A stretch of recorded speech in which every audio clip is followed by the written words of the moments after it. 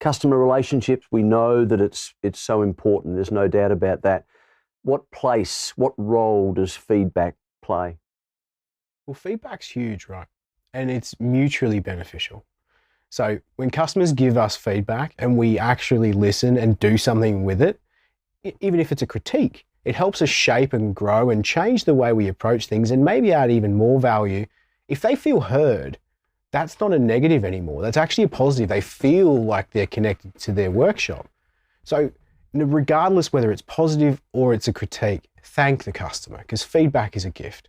But if you do get a good one, and you will, but when you get a good one, reach out to that customer and say, thank you so much, because that positive review, whether it's posted online on Facebook or Google or wherever, that positive review drives traffic. It also drives decision making. Seeing 5 stars and someone glowing about how awesome their experience was dealing with you, that's what's going to get more people to follow down that same street. There's nothing better, nothing sweeter than a thank you from a customer. So give one back. You make some great points. People love to be heard, don't they? They absolutely do. And that's all it needs to be. One of the things I learned when I first was growing up in business was when a customer's yelling and complaining and screaming and tearing their hair out, let them understand that you're listening. I hear you.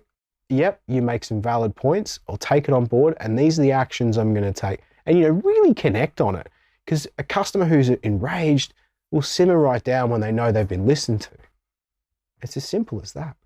I've got my crystal ball out and we're both gathered around it. Look into it and tell me where customer service is heading into the future.